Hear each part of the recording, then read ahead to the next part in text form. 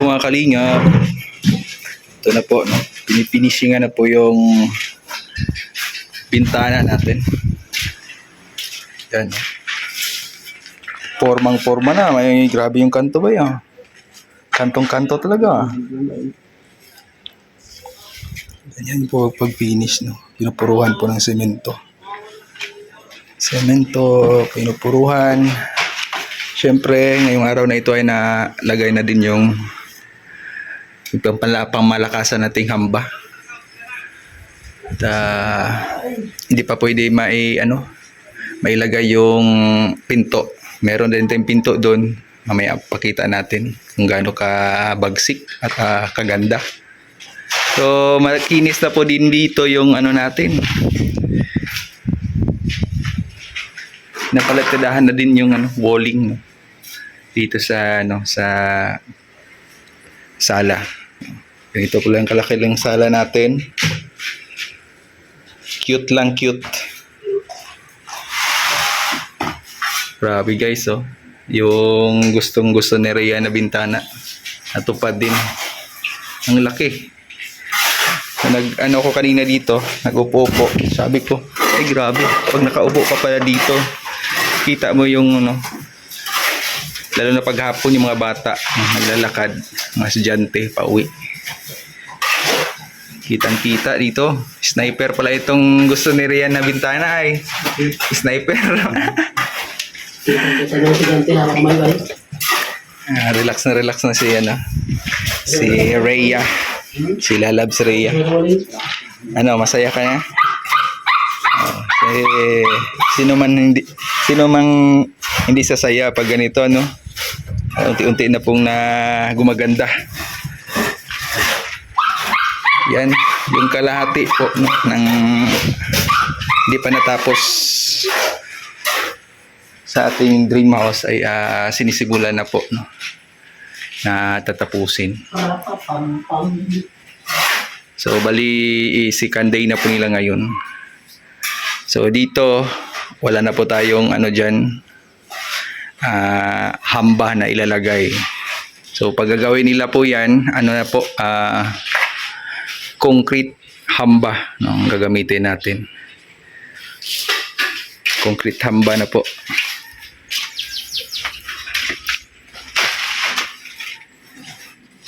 Tapos syempre umambi man dito, no.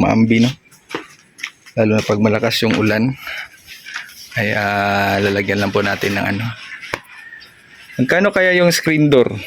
Mas maganda kasi may screen door,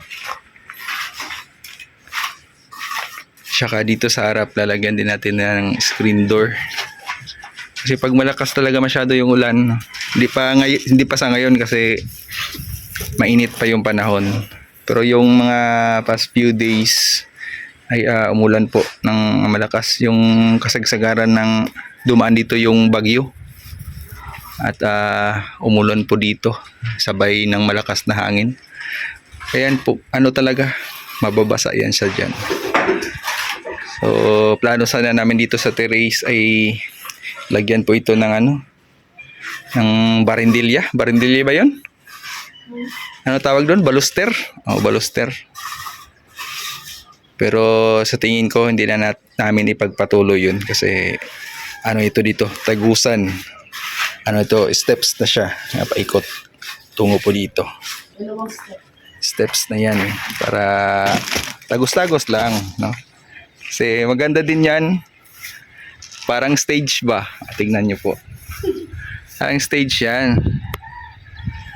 Tagos-tagos na. Kasi pag lagyan po ng baluster yan dyan, sa tingin ko masikip, Sikip na kasi dadaan ka talaga sa mas ganito,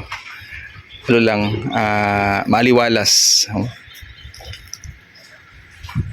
So yan guys, excited na din kami ni Rhea. Ganyan lang yan si Rhea, tahimik lang yan pero excited na yan. Atat na yan na matapos yung dito sa kabilang side, sa dream house. Sa Webes may na yan, may closed door na. Ay grabe, mga close na talaga. Ay, thank you so much po kay Mami Inday, no? Tsaka kay Ate Bing. Siyempre sa lahat ng mga titas, thank you so much po Evangeline. sa inyong tulong, no? Para makalipat kami dyan sa kwarto. Dati sa barracks lang kami nakatira, pero talagang nag-effort po kayo na para makalipat kaagad kami dun sa kwarto.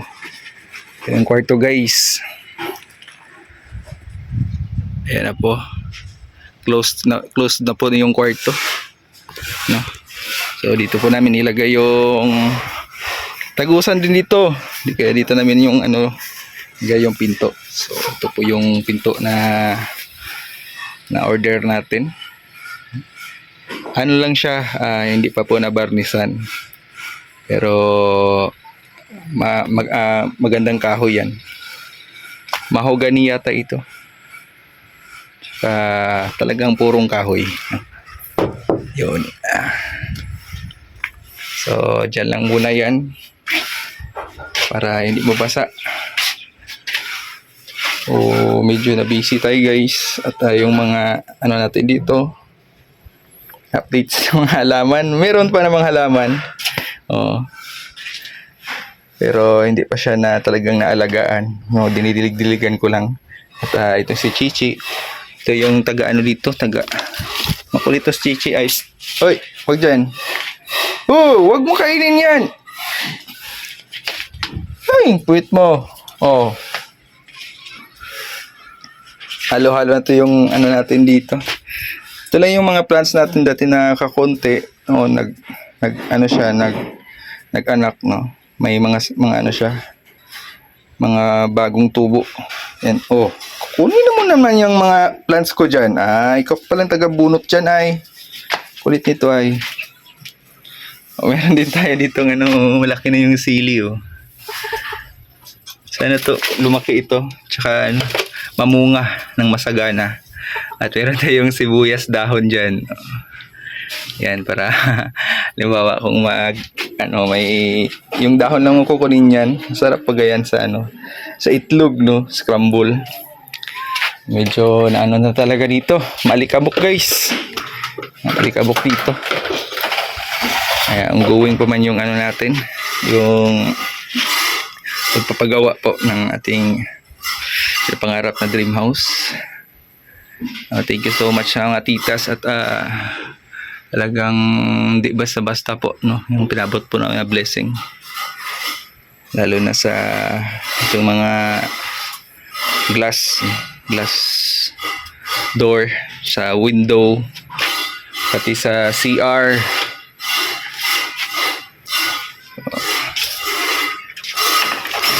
Medyo makalat dito guys at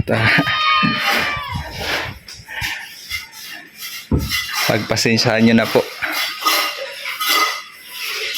Ito po yung itsura. So may gypsum board na din tayo dyan. Naka-order na tayo para po dito sa ating ceiling, no? Ceiling po dito sa ating kwarto. Ay, grabe guys. Grabe talaga yung blessings na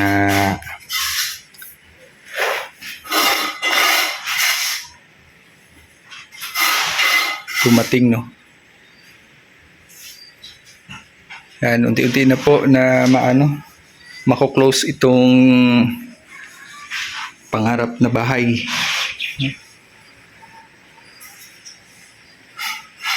At syempre sa mga titas, ayan, natapos na din yung natin dito, yung countertop pala, tapos lababo. Ayan guys, ito na po yung update sa ating tagal-tagal din tayo hindi nakapag-vlog. Ay grabe, nang nangyari. Pero mabuti naman po kami dito. Okay na okay. Kaya sobrang thankful kami sa inyong lahat guys, no? At talagang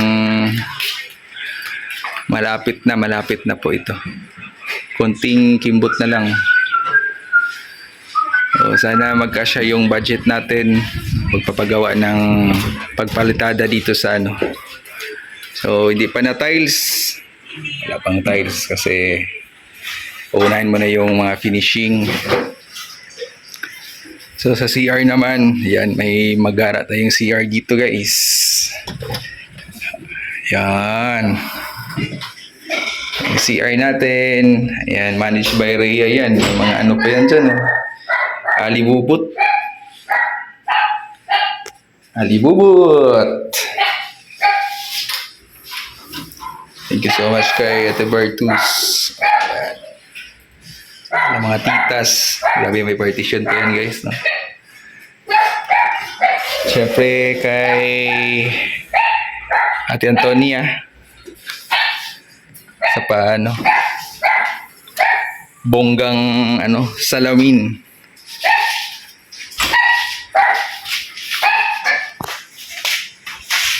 Ayan, yun po yung update ngayong araw na ito. Sa hapon na din at uwian na din ng ating mga karpentero, mga masisipag at magigiting at lalong magaling mga karpentero. Ayan. Yan, excited na din ako guys, no? Para ma-close na ito dito. Kahit ang pinto lang muna.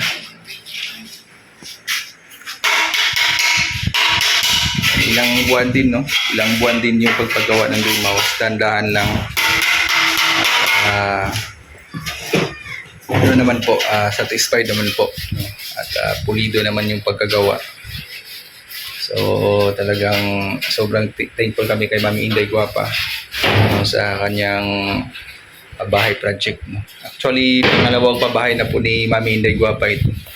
Talagang may grabe talaga yung ginawa ni Mami Inday, no? Pag-reach out at pag-abot po ng kanyang kamay, no? Para mahugot kami dun sa kinalalagyan namin dati. So, ito na po nga kami ngayon guys. Nakatira na po kami dito sa loob. Hindi na sa barracks. Siyempre sa mga titas na talagang tumulong at nagmalasakit po, no, sa amin. Siyempre sa lahat, no, ng mga viewers na sumuporta at talagang nagpapalakas din sa amin ang loob. Siyempre kay Ate Ethel, ayan, dati si Ate Ethel sa Holland lang, ngayon po ay kapitbahay na po namin. So God bless po sa ating lahat and then to your family. See you po sa next upload videos po natin. Mabuhay po mga kalingap.